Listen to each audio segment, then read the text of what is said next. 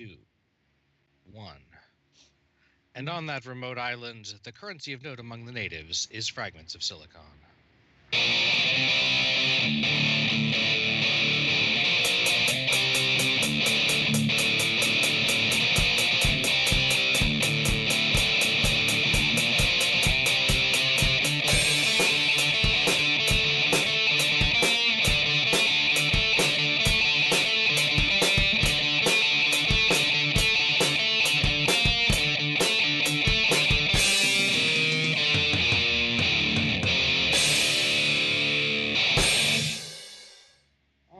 Welcome to another installment of Fragments of Silicon, European Interviews Edition.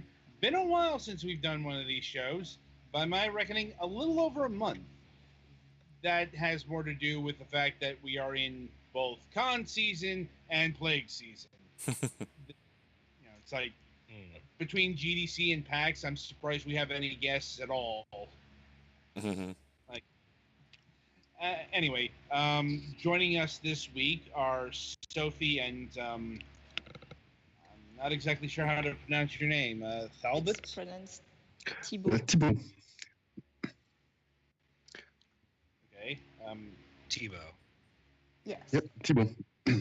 Thibaut? Okay. Well, just Thibaut, it's okay. Yeah, sorry. Sometimes with the names, we're not so good with them. Yeah. Oh, no problem. French names are weird. They've passed a legal requirement for half of all letters in the language to be silent. Well, they're both from Fishing Cactus Games. Yep. And they are a Belgian developer. Yes, we are. Right.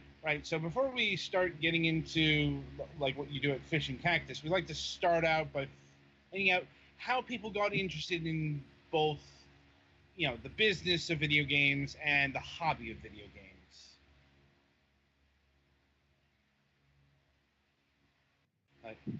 Hello, I can't hear anything. Hello? Did we cut out there? Yep. Oh, sorry. We'd like to start out by finding out how people got into video games, both as a hobby and as a profession. For me, it was just very, very, very simple. I always loved video games, and I'm just head of communication here at Fishing Cactus, so I'm not exactly a dev.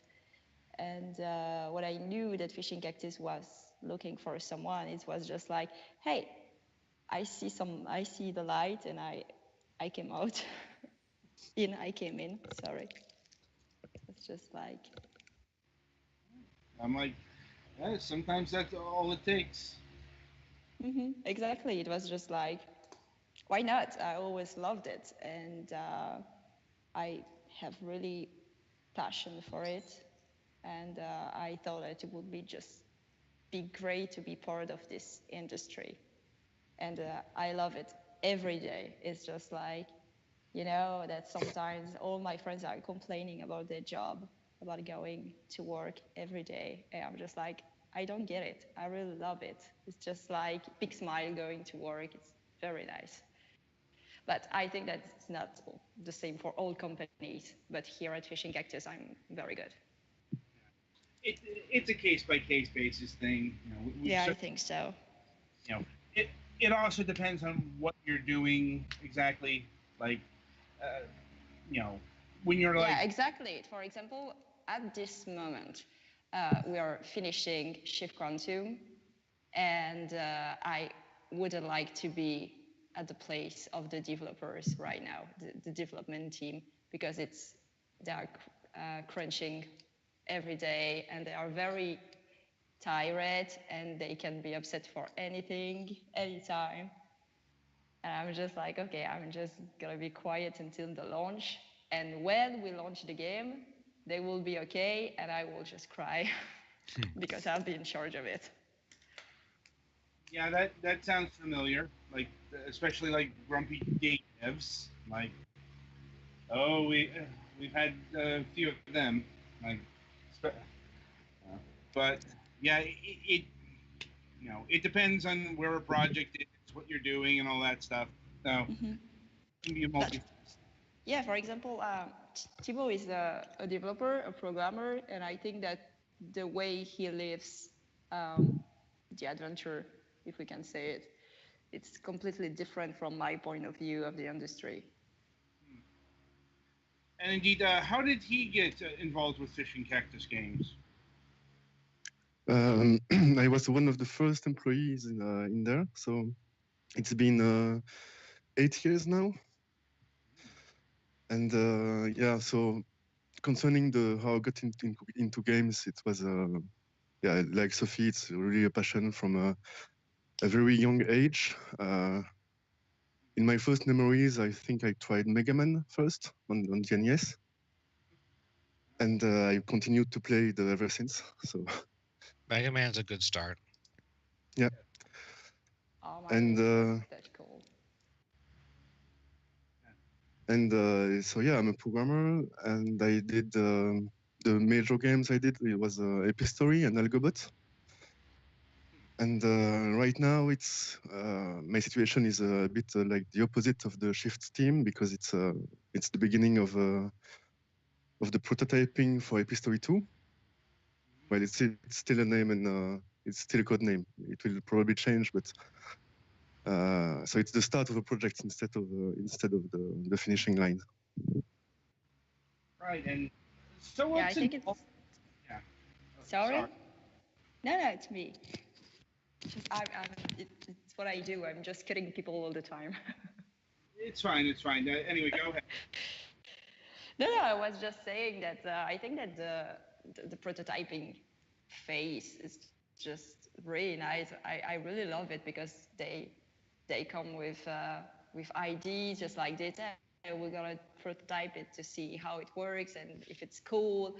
And so we see a lot of ideas going everywhere, and I really like it. I think it's the most creative part of the process. Potentially. But before we get into the prototyping of Epistory 2, we should talk about Epistory 1. Because I don't think many of my viewers are familiar with this particular game. It looks really interesting.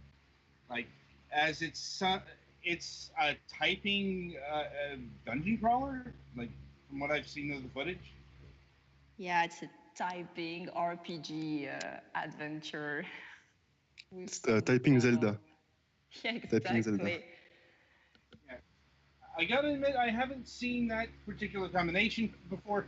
Not the most bizarre typing game I've ever seen, but it's kind of hard to out-weird the typing of the dead.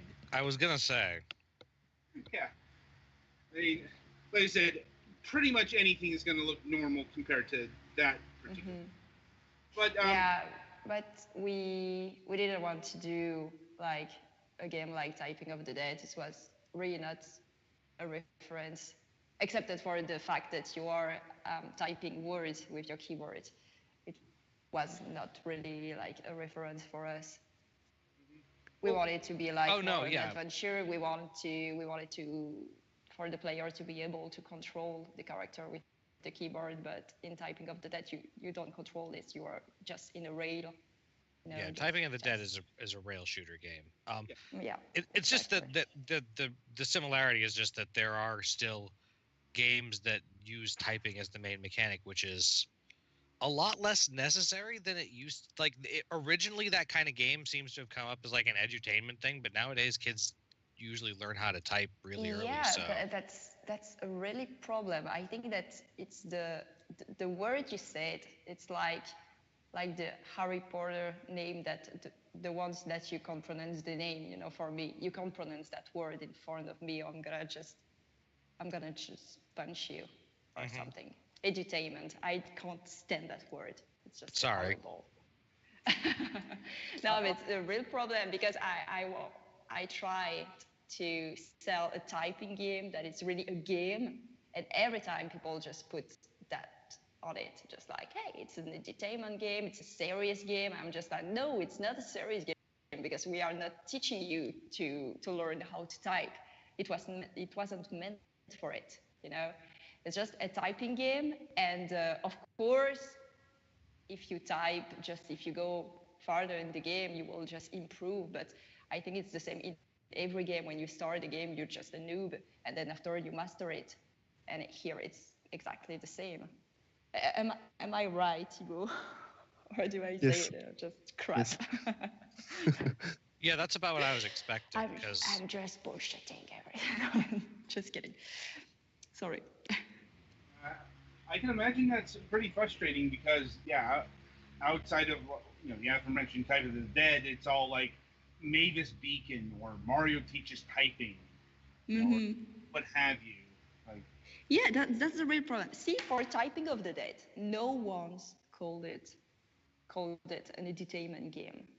But right, every because it's time so people, clearly silly. yeah, but because there is zombie, there is everything, and every time people mention Epic Story, they're just like, it's a cross between Mavis Bacon teaching typing and Mario typing, and I'm just no, just where did you get that comparison? It's just not, or maybe I should quit because it's not what I see when I see the story.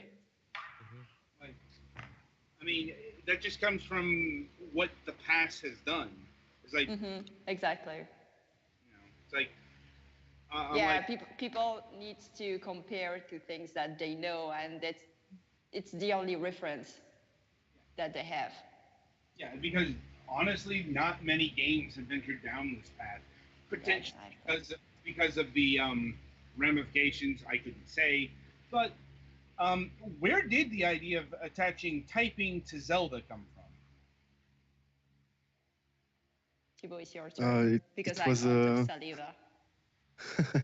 it was an iterative process. So it began as a we knew we wanted to do a typing game, so we did a bit of prototyping, and slowly over time it evolved into a Zelda. And the game designer is a big Zelda fan, so it helped. But at first it was turn-based, well, not really turn-based, but the movement wasn't fluid. It was tile-based, and then we decided to remove completely the tiling in terms of movement, and the game was better. And then we did a story instead of an arcade game. We did a real story and with plot progressions, and then the game was better. So in the end, we ended up with a Zelda typing game, but it could have been very different. It could have been an arcade game without story. Like, Yeah, but I wanted a story. When we saw the potential of the game, we decided to increase the budget and go for a bigger and story mode. Increase the budget. Money flowing. Improve everything. Improve everything. Now, I think that I still have the link to because for the last birthday of Epic Story, the last anniversary, I shared with people the very first prototype of the game, so I can put it on the chat if you want, so people will be able to see how it was before. All right. That's completely different. I just have to find it. yeah, Petty Fan can also play it when he gets the link. So, Yeah. Yep. Live research. It's a facet of the show. Just keep talking. I found it. Casual stretching for time. We're kind of used to this. This is live programming. Sometimes we fall prey to oh shit, where did I put that one bit of information that I needed? Like you have like 2,000 tabs open. Unlimited information of all humankind. Where the hell did I put that one tab? Yeah. But I guess on the programming side of things, was it hard making typing Zelda work? Not really. It was the biggest part, of course, is the typing. It received a lot of small improvements over the year and a half that development lasted, but it was not a really big challenge. It was just a lot of small systems, so it Yeah, was hard. It was long, but not very hard. The thing that comes to mind when I think about challenges with that is that you're kind of automatically making a large proportion of the keys on the keyboard not usable for other things in the game because you have to Yes. use them to type with. Yeah, so we had the most difficult part was the movement, because we had to find the correct keys, but it wasn't a challenge of programming. It was more a design challenge. Because we tried. I think we spent 2 weeks just doing all kinds of weird controlling stuff. So for now in the game, the preferred way of controlling the character is by typing by using EFIJ, which is the home row, and so you can go on the on the 2 axes. And this is on a European keyboard? QWERTY is the same. Oh, it is the same? Okay. I was just wondering, because sometimes there are a few letters that are different. Yeah, but for those keys, same. Yeah. Yeah. Okay, so yeah, and, it's home row for your index fingers, and then one above for your middle fingers. Yeah, exactly. And before we had, I think it was DFHJ, and it was really weird. It was confusing, even if you tried for a long time. And we also had at one time like RDC BHY, but it was to have more, more axes. It was even worse. So we ended up only using EFIJ, but after the early access, we added the WASD and the arrow keys because the players asked for it. Right, and another question I have is exactly like how complicated could you make the typing, like in terms of like words or even sentences? We don't have sentences, even though the game supports it. Yeah, but we have very long words. They are just more like, they are like sentences. I think the longest word in English is 50 characters. I don't remember. It's the equal things. Yeah, there's I don't remember. I'll find them. I couldn't confirm that offhand. I mean, there are some long words, like anti-disestablishmentarianism. Yeah, and the ones in the game, it's a lung disease. It's a ultramicroscopic silicovolcanoconiosis. Yes, that one. Yeah, I know that one. Yeah, because you use it just like all the day. Oh no, I was just like words when I was in middle school. Oh, okay. Yeah. Plus, he made. I never heard of that word. There's another one. It was aequosalino calcalino seraceoluminoso vitriolic. Okay. I don't think I know that one, but it sounds interesting. It's chemistry. It's a molecule. It means unstable. Yeah, it's very funny because we have this word that really exists, and on Steam, so we get just Steam reviews, and some people are complaining about the made-up words. We're just like, they're not made. They're not what? They are not made up. All the words are real. Mm-hmm. Yeah. Sorry, I think Sophie might have dropped slightly. Yeah. Sorry. Someone tried to call me. Okay. That's what happened there. Anyway, now was the game designed around the English language, or was it like French or Spanish or German or something like that? English first, and then translate it into 10 languages, I think. 9 or 10. I think yeah, I think it's 10 languages. I'm not sure, and I'm not counting the what's the word for it, the mod in it. We have just like 11 supported languages in the game, and some people using the Steam Workshop just translated the game in more languages. Well, for the languages you covered, how did you go about the translation process? We cried. The- Especially for the Chinese and Japanese. Yeah, Chinese and Japanese were hard, but globally it's just a big dictionary. Well, not a big file with all the words, and it's organized by dictionaries that we use in the game. So, for example, every fire element in the game must have a word that is related to fire. So furnaces and stuff like that. Yeah, like fire, So we have flames, heat. And so we have a big Excel document with a lot of columns for each dictionaries.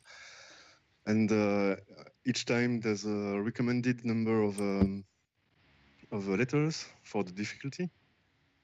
So we didn't ask for a literal translation of these. It was just follow the guidelines and find words yourself. Yeah, you have to find words of similar difficulty, not literally the same word in a different language. Exactly. Yes, that's it. And also make sure your dictionaries are up to date. Otherwise, that's how you discover words like spoony. Or dord. Yes. Or swoon. Yeah, just, archaic words that aren't used in common parlance anymore. Yeah, just like, what's the word? We're using a word like that in Algobot. It's called cankerous. No, cantankerous. Cantankerous? Yes. Meaning like grumpy and argumentative, yeah. Yes, exactly. But yeah, that's a fun word. Yeah, it's not really current. Now that you brought it up, I suppose we should talk about Algobot for a bit. Yeah, sure. And the good thing is that Thibaut is also the programmer on that game. Right, and this came out a bit last year, I believe. Right, what? It was the 13th of February. The 14th of February. Yeah. I mean, so it's I got the press kit up here, and it says Valentine's Day of last year. Yeah, it was very bad timing. I don't think I got a trailer for this, so I'll just send the one here on the fact sheet to Petty Fans. You don't have it. Oh. Yeah. Not last year. This year. Yeah. Oh, sorry. Yeah. So this is your most recent game released. Yes. Yeah. And exactly, but it's not really the most recent game in development because we started the development like 4 years ago. And then we stopped it, and because we hadn't enough money to make it the way we wanted it to be. And when we managed to secure a little bit more of money, we decided to finish it because we want to finish the game that we started before. Right, I think I'm ready to play the trailer. All right. Please proceed.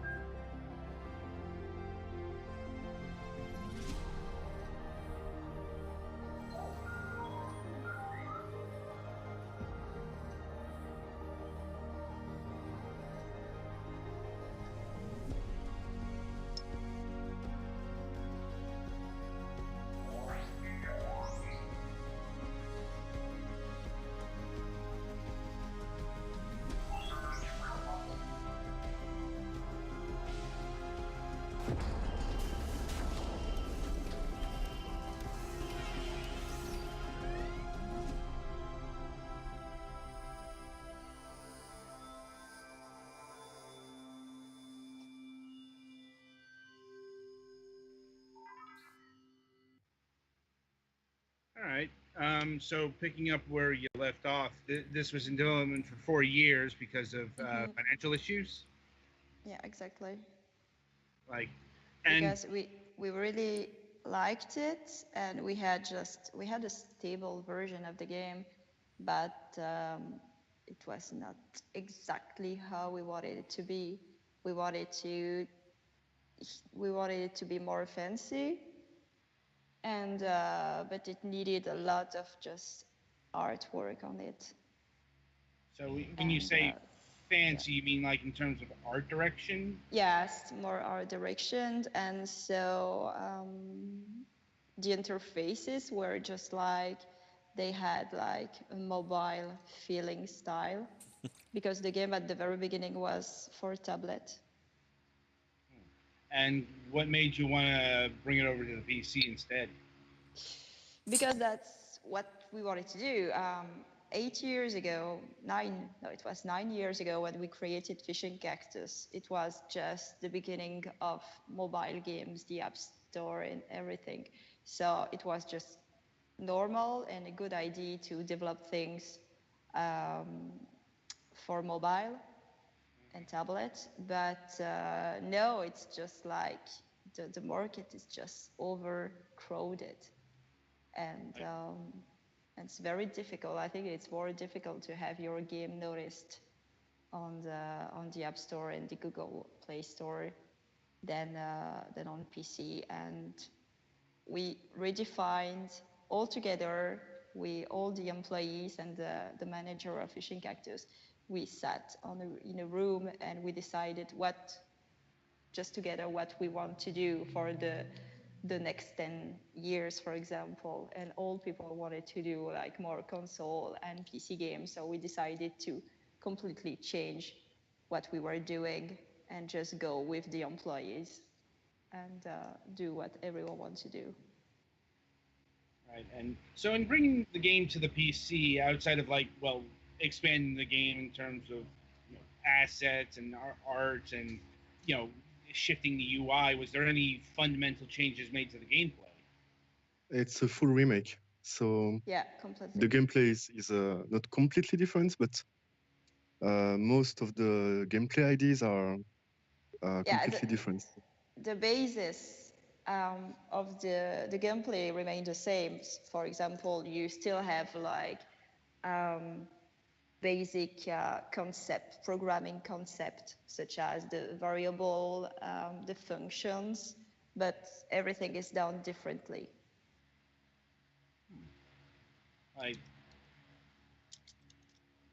I mean, it is what it is. Like, you know,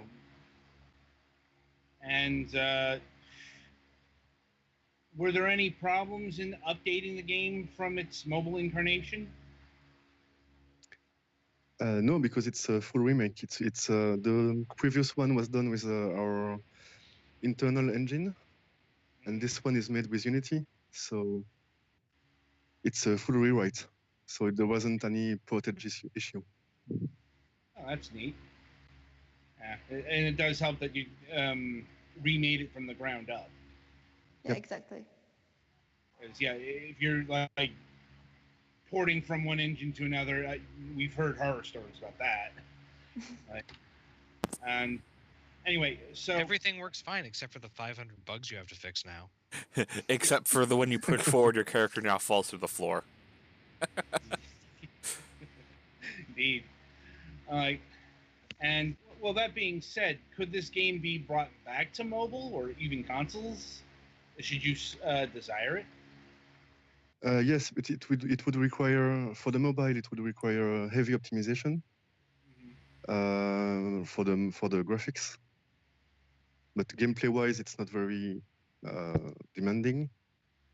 But the graphics are a bit too much for a mobile.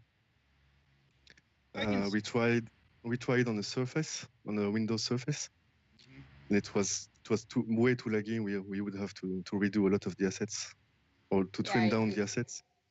It was okay for I think the 21st minute of the game, and then the surface started to burn.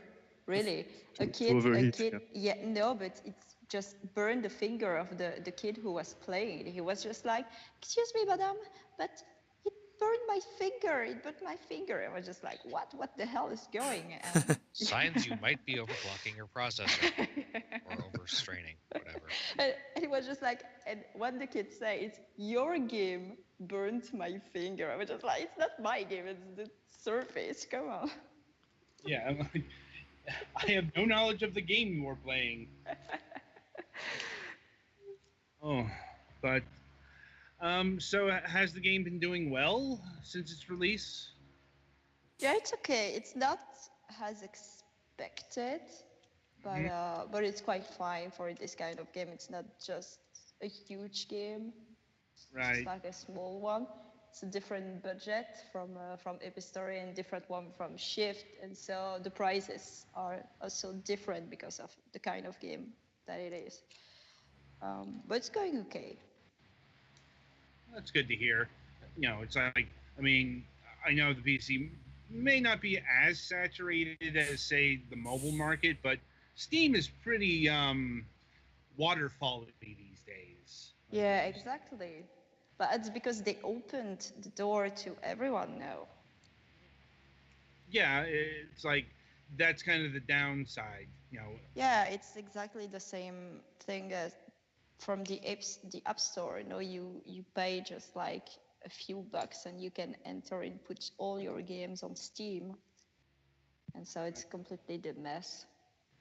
yeah, it's like, but the closed garden has its own problems. As you know, I remember when Steam was that, and we had developers who couldn't get past the gates for one Yeah. reason. I'm like, there's probably a happy medium, but you know, it's like that's kind of for like Valve or Apple to figure out. Well, the happy medium involves hiring humans, and I don't think Yeah, Steam they has don't wanna enough money to It do that. costs money. Yeah. Yeah, that's kind of what I'm alluding to. It's like until they're actually willing to plunk down for human investment, it's always going to be kind of messy, and that's sugarcoat. It's like, but anyway, so moving forward, we've got Quantum Shift. Or is It's it- Shift. Yeah, Shift sorry, Quantum. Shift Quantum. I keep mixing it up with this other game called Quantum Redshift. Mm-hmm. Yeah, people told me about it. Yeah, even though in terms of like actual games, they could not be further apart. Like, anyway, we have 2 trailers for this one. Yep, Yes. Petty Van, do you have those queued up? I have them. I just need to resize the window real quick. Okay, and like, another facet of real-time programming, live adjustments. Yep, we didn't have to do this on TalkShoe. Yeah. On the it's other like- hand, we also could barely understand what people were saying on Talk Show, Yep. and we lost an entire season of the show. not an entire season. We did lose like one interview. That Okay. Yeah. you're thinking. I think I'm good. All right. Well, let's roll it. My life is great. I don't know how people cope with sadness. I'm never sad. Happiness. That's the word to describe it. Such a feeling of security and peace. Sad? I'm sorry. I can't remember any sad memory. My life has always been great. Welcome to the new Shift Quantum program from Axon Vertigo. Please allow me to thank you for the interest and trust you have placed in us.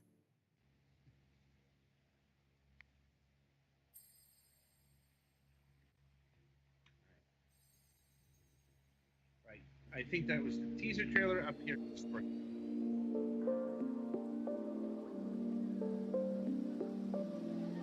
Serenity, the state of being calm, peaceful, and untroubled.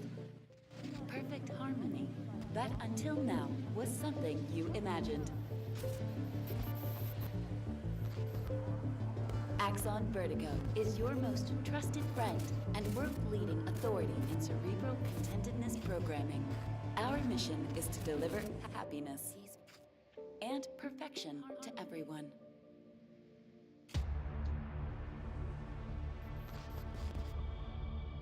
Axon Vertigo. Happiness is moments away.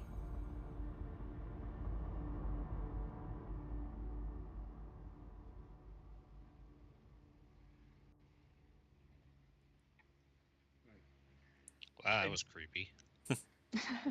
It's very Aperture Science. Mixed with a little bit of Inception, it seems like. Yeah. Maybe a bit of Mirror's Edge if you want. Yeah. Admittedly, those don't really show off the gameplay of the game. No, which not is yet. Yeah. I mean, there is actually footage of it, which is this. It's a puzzle platformer game where Yeah, exactly. the shifting involved is like the actual level. You adjust it by 90-degree angles to progress, at least from what I've seen of the footage. Mm-hmm. You know, and Yeah, exactly. like, yeah. So basically, it's very hard concept to explain to people. I think that you have to play Shift to understand how it works, and even when you play it, you have to take just like 5 minutes to really understand what happened. It's like you are involving in, let's call that the black word. So all the level is black and the background is white. But when you press shift, because you are blocked or something, when you press shift, it's like if your character enters the matter, and so what was solid becomes air, and what was air becomes solid. And you enter all just like, and everything that was the thing that were black turns white, and the white turns black. Just here, see the characters shifting. And so it allows you to open path that was blocked, just like to get rid of obstacle on your way, because all you have to do in that game is just reach the exit, but you are just like in a kind of labyrinth, and they are just like heavy obstacle like spike or boxes that can just here that can just kill you, and you have to think a little bit and use they are just like special blocks, like there's a color checker. The color checker, for example, won't shift the word but will change the color of the word, so you won't have the turn. It's hard to explain. Oh my god. And it's my job. I'm supposed to be able to do it. Yeah, it definitely seems like on the surface a fairly simple premise. Shift the world, rotate the world, change the colors. That can lead to very creative possibilities. Just in this gameplay trailer alone. I suppose the question I have is, will there be a level editor in this game? Yes, exactly. And you can see it in the video that is just playing right now. It's at the very beginning of the video, there's a level editor, and so you'll be able to create your own level and to publish them to the community. So everyone playing Shift will be able to play your level and to rate them. Right, and will levels be still available? Yeah, I mean, available on like all the consoles, and it's like you can share it and all that. Exactly. Yeah, you share it everywhere. Even if you share it, if you create a level on Switch, it will be available on another console. Oh wow! So if you create a level on one console, it'll be playable on all versions? Normally, yes, it's supposed to work like that. Like, that's neat. Yeah, like, I gotta admit, I wasn't expecting that, especially given how persnickety certain companies can be about. I suppose this is a cross-play, but it's a cross connection of some kind. Mm-hmm. But the idea is just to create a community around it, and So we don't want to limit it. That's certainly understandable. Like, Now, for and the created levels, do they have to be completed before they can post them, kind of like Super Mario Maker? Sorry? For the custom made levels, does the person who created them have to be able to complete them before they can upload them? Yes, exactly. You have to make sure that you can finish it. You have to prove that it's possible. So you create it, you finish it, and you publish it. Mm. And behind that, there will be a human process to review levels, and we gotta do like dev featuring. If we think that some levels are really interesting, we gotta just feature them and talk about them. Fair enough. right, and how are you adjusting the game for consoles? Because, like in terms of like rotating and building levels, is is it that much harder to do it with a controller than say a mouse and keyboard? No, it's a game that it's supposed to play with a controller everywhere. It's not mouse and keyboard. That it will be possible. So we have just it's the game supports the keyboard, but really it's more immersive if you play it with the controller.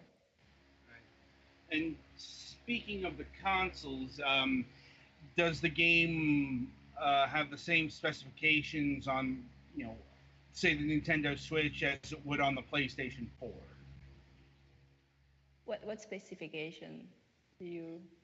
Well, okay, so sometimes games have to make compromises to run on the Nintendo Switch. Uh, Oh, Like yeah, cut visual fidelity or additional yeah, content but out. yeah. the only compromise that we have to do with the Switch is just the optimization, but it's not really a compromise. It's just that to make sure that the game will run just good, just will work on Switch. But no, there's not really some compromise. The game will be exactly the same everywhere on all Make, platforms. that makes sense. I mean, this game doesn't look too visually complicated for the Switch. No, it works really nicely on the Switch. I tried it just today because we are doing the console some console submission today, and so I tried it, and it's very nice, running really nicely. And are you making any usage of like HD Rumble on the Switch? The Rumble, yes, of course, and exactly, yeah, it's called the Rumble. That's the word I was searching later on. I said Viber to my colleague, but what's Rumble? Um, yes, it's gonna just do like, for example, when you shift, or am I talking about the right thing? I think so. Like, Okay. So when you shift, there's gonna be just like a rumble, and or when you try to shift but you can't shift because there are just special blocks where you can't shift, and so everything is trembling, and you have just like a rumble effect on the controller. right. And also in regards to the Switch, is that version coming out at the same time as the other versions of? Yeah, exactly. All at the same time. Yeah. Once again, that's what I figured. Again, we have to ask that because a lot of the time the Switch version may run behind the other versions because of optimization and making sure it fits in Yeah, that. but from from my point of view, it's as communication. I would say that it's easier. It's a better idea to launch everything at the same time. Right. For coverage, it's just better. Um, Now, in terms of release date and price, has anything been nailed down? No, not yet. It's something that I can't say. We know basically, we know that it's gonna be during spring, so this spring. So you have basically until the 21 of June to release it. That's gonna be in the coming weeks. Okay. Okay. And in terms of price, it's gonna be 19.99. And well, how many single player levels are going to be here? Oh, we have more than 100. I think it was 117 levels, if I am right. Because I know that the designer just created a little bit more of that, and they have to decide if it's necessary to put these levels. Because what we wanted to do is just, we prefer to create quality levels that 2,000 levels and with some of them that are just like a repetition of another levels that you have played before. Wait, level 63 is just level 52 backwards. Yeah, exactly. We didn't want to have that. So, and it's just like, at some point you have just like going in cycle, and you're just like, okay, so what could I create? What can I create new in the game? And when we start to do that, you're just like, okay, maybe we should just let the community think about more levels. But And believe me, 117 levels of shift is gonna take a lot of time Yeah. to complete. Because at the very beginning, it's quite easy. But later on game, I know that Thibaut played it with me, and some just like, it's very, very funny because I saw the game designer, the level designer who created most of the levels, just asked Thibaut and I to play it, and he recorded our session. And when it took me like 5 minutes to finish the levels, it took more to Thibaut, and with the level where Thibaut took just like 5 minutes, it took me more. So we noticed that we had just like different kind of thinking, just different kind of mind. So it was just like something. and was any sort of multiplayer component ever considered for the game? No, not really. Not really. There's a story in the game, and later on there will be just another character who will help you, but it's not multiplayer. Hmm. But It's just a cooperation with a secret character. interesting, It's part of the story. indeed. And in terms of the visual aesthetics, was it always meant to be black and white, or was color in the mix? Yeah, no, because for game design wise, it's just like we have to do it black and white.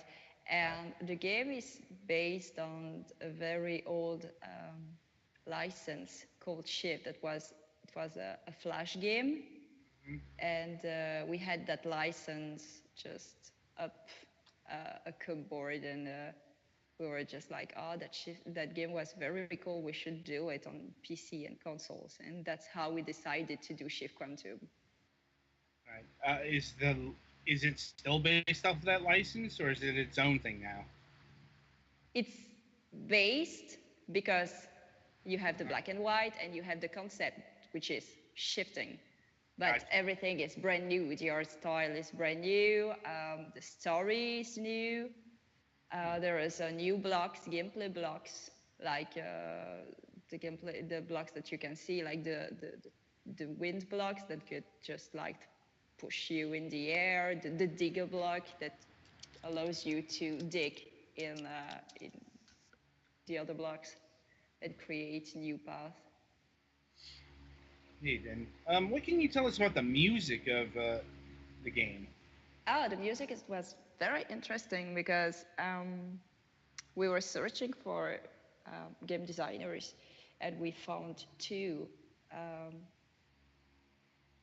who were very, very nice, and we really enjoyed what they did as a demo for Shift. And so it's Simon Felix and Volker X.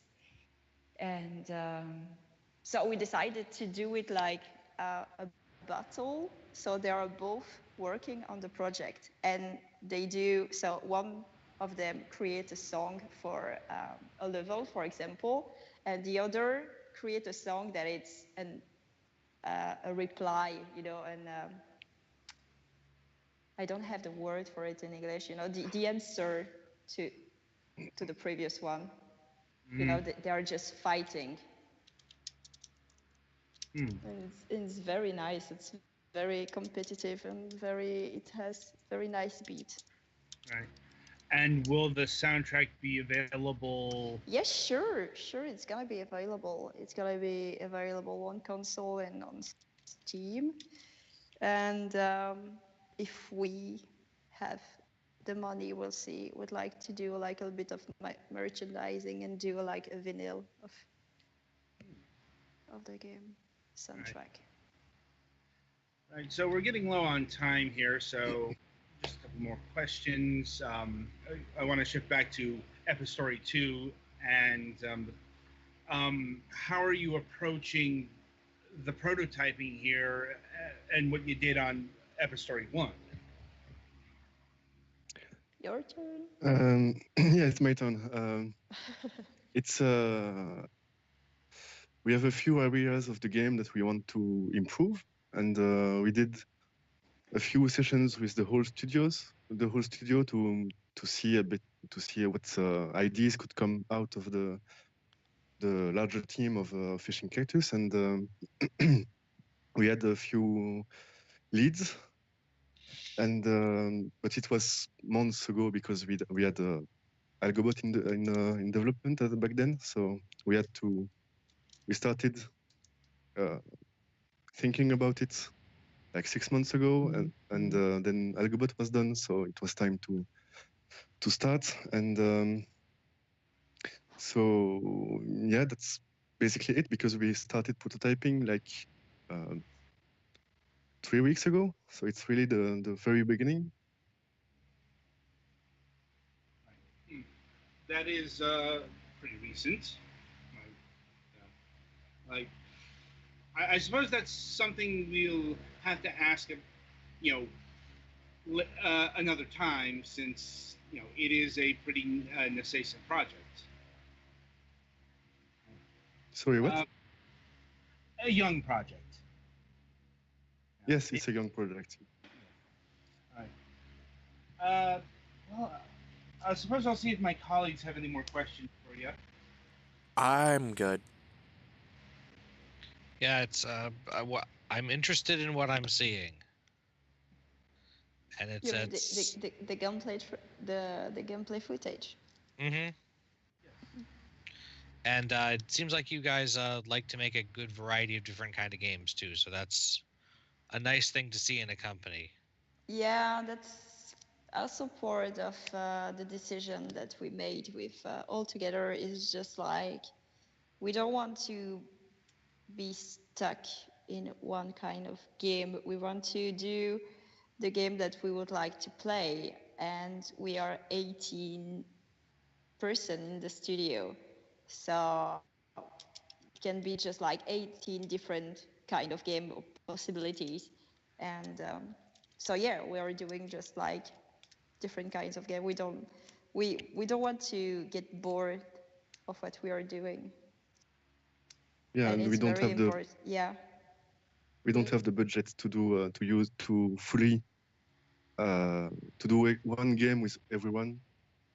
We don't have enough resources to do that, so we have to split the teams between several projects to be sure that at least one of them is Yeah, it's always profitable. like, for example, 4 or 5 people are working on the project, and the other one are working on work for hire to get more money for the studio to help the 4 other or 5 other to create games.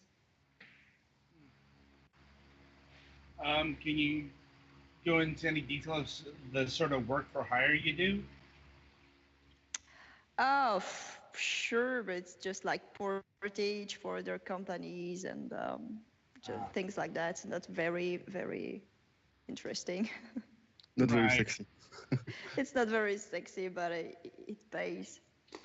Pays the It's- bill. Yeah, exactly. And we Um, have 18 kids to feed. That's the most important thing. Exactly. Well, I want to thank both of you for joining us today. Oh, you're welcome. It Yeah. was a real pleasure to be here. Oh, thank you. Yeah, thank you for inviting. Yeah, No thank problem. you. No problem. I mean, I'm looking forward to Shift Quantum, and hopefully we can review it when the game is out. I mean, I suppose we could review Afterbot since it is only from like a few months ago, Mm. or Algobot. Sorry. Yeah, it Like- was all about. Like, but anyway, yeah. So let's see. The most recent game is Algobot. Mhm. It's available now on Steam for $9.99. Yes, exactly.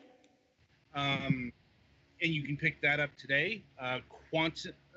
Shift Quantum is coming sometime in the spring, sometime in the next few months. You might want to pay attention to their social media feeds or what have you for the precise release date, and it'll be coming in at $20. Mm-hmm. Right. And they can just wishlist it on Mhm. Steam. So, is that just on Steam, or can you do that on like consoles as well?